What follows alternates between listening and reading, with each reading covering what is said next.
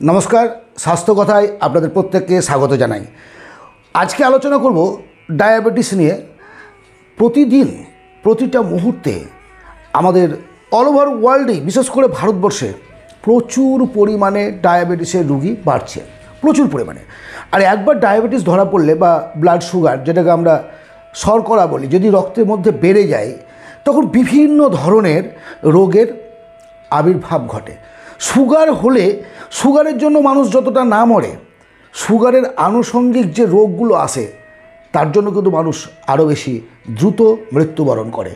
Sugar এমন একটা রোগ না, যদি বর্ডার লাইনটা ক্রস করে যায় তো সেক্ষেত্রে দেখবেন আপনি কিডনি, চোখ, বড় বড় অর্গানগুলোকে খুব দ্রুত ড্যামেজ করে ফেলে। সুতরাং যদি একবার সুগার ধরা পড়ে বা সুগার হওয়ার আগেই, ডায়াবেটিস হওয়ার আগেই আপনি কিছু প্রিভেনশান নিতে পারেন। ডায়াবেটিস যাদের হয়নি তারাই খাবারগুলোকে, আমি খাবারের ব্যাপারে বলবো, খাবারগুলোকে খেয়ে থাকবেন, তাহলে পরে ডায়াবেটিসটা আসবে না। যাদের হয়ে গেছে তারা ওষুধের সঙ্গে সঙ্গে, ডাক্তারবাবুর নির্দেশ মতো যে ওষুধগুলো দিয়েছে তার সঙ্গে সঙ্গে এই খাবারগুলোকে খেয়ে মেনে চলার চেষ্টা করুন। তাহলে কী হবে, আপনার রক্তে শর্করার পরিমাণটা, লেভেলটা ঠিক থাকবে, হয়তো বা ওষুধের মাত্রা ক্রমশ কমতে থাকবে, আপনাকে ওষুধ নির্ভর হতে হবে না। করলা, নিশ্চয়ই নাম শুনেছেন করলা। ডায়াবেটিস রোগীদের ক্ষেত্রে এই খাবারটি অত্যন্ত গুরুত্বপূর্ণ একটা খাবার। অনেকে করলার রস সেদ্ধ করে খায়, অনেকে করলা সেদ্ধ খায়, করলা ভেজে তরকারি করে শুক্তো করে বিভিন্নভাবে খাওয়া যায়। আপনার প্রতিদিনের খাবারের রুটিনে অবশ্যই করলা রাখুন। করলা কিন্তু সেদ্ধ করে খাবেন, মানে ভেজে খেলে তার গুণটা অনেকটা কমে যায়। কেন করলা এতটা গুরুত্বপূর্ণ, কেন করলা খাবারের মধ্যে থাকা জরুরি? কারণ হচ্ছে করলার মধ্যে রয়েছে চ্যারিটিন এবং মোমোডিসিন নামে দুই ধরনের কেমিক্যাল, যার ফলে দুটি উপাদান, এই দুটি উপাদানের জন্য ব্লাড সুগারকে নিয়ন্ত্রণে রাখতে পারে করলা। অবশ্যই প্রতিদিনের খাদ্য তালিকায় করলা রাখবেন। একবার রক্তে শর্করার পরিমাণ বেড়ে গেলে ফল খাওয়ার বাধা নিষেধ চলে আসে, অনেক রকম ফল খেতে পাওয়া যায় না, কারণ জিআই উপাদান বা গ্লাইসেমিক ইন্ডেক্স বলে যে উপাদান ফলের মধ্যে থাকে, সেইটার জন্য সুগারটা অনেকটা বেড়ে যায়। ফলে আপনি অনেক ফল খেতে পারছেন না, বাধিত হচ্ছে। কলা, পেঁপে, মিষ্টি খাবারগুলো সব, কাঁচা পেঁপে খাওয়া যায়, কিন্তু আপনি আপনার ডায়েটে ফলের মধ্যে জামটাকে অ্যাভেলেবল পরিমাণে রাখুন। জাম সুগার নিয়ন্ত্রণ করতে সাহায্য করে। জামের বিচি যদি আপনি সকালে গুঁড়ো করে 1 চামচ করে ঠান্ডা জলে বা গরম জলে গুলে খান, সেক্ষেত্রে রক্তে শর্করার পরিমাণ অনেকটা নিয়ন্ত্রণে থাকবে।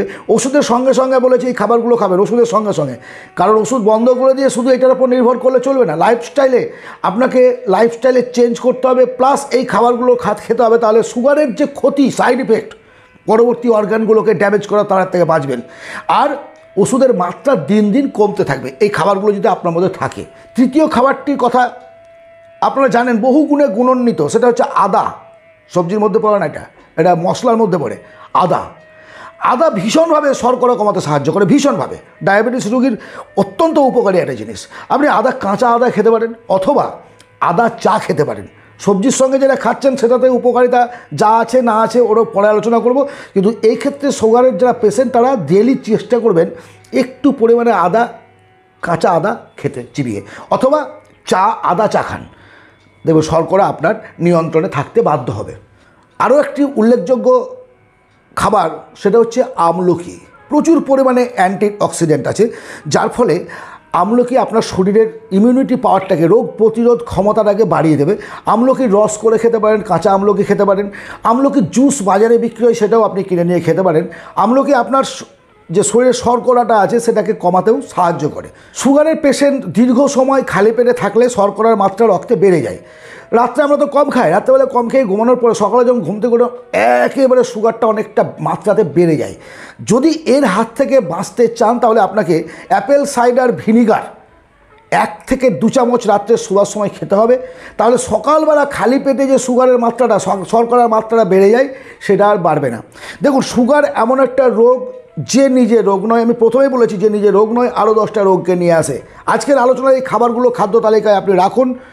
শরীর সুস্থ রাখার জন্য এই প্রকৃতিতে সৃষ্টিকর্তা সমস্ত কিছু দিয়েছেন, সমস্ত কিছু, যেগুলো আমরা জানি না বলে আমরা অ্যাপ্লাই করতে পারি না আমাদের শরীরে। যা তা আজে বাজে ফাস্টফুড, অমুক জাঙ্ক ফুড খেয়েটে শরীরটার 12টা বাজিয়ে ছেড়ে দেয়। আজ থেকে যারা সুস্থ তারাও এই খাবারগুলো খেতে পারেন, যাতে ভবিষ্যতে আপনার শরীরে শর্করার ঝট করে আক্রমণ না ঘটাতে পারে। আর যাদের মধ্যে অলরেডি ডায়াবেটিস চলে এসছে, শর্করার মাত্রা বেড়ে গেছে, তারাও এই খাবারগুলো খান যাতে দীর্ঘ আয়ু লাভ করতে পারেন। ধন্যবাদ। আমার এই স্বাস্থ্য সচেতনতামূলক পোস্টে যদি আপনাদের মনে হয় যে অন্য কোনো টপিকস নিয়ে আমরা আলোচনা করব, কী ধরনের ডিজিজ সম্পর্কে জানতে চান আমাকে বলবেন। আমি বারবার বলছি, ইউটিউব চ্যানেল দেখে কেউ ওষুধ খাবেন না, কোনো ডাক্তারবাবুর পরামর্শ নিয়ে তারপরে ওষুধ খাবেন। ওষুধ আমিও এখানে বসে বলতে পারি, বাট না, তাতে আপনার ক্ষতি হবে। যে মেডিসিন উপকার করে সেই মেডিসিন ক্ষতি করে, এটা মনে রাখবেন। সাইড এফেক্ট প্রত্যেকের আছে, যার এফেক্ট আছে তার সাইড এফেক্ট আছে, যতই ডায়লগ মারুক না কেন। সুতরাং এইভাবে ওষুধ খাবেন না, কিন্তু আপনার লাইফস্টাইলটাকে আপনি চেঞ্জ করতে পারবেন।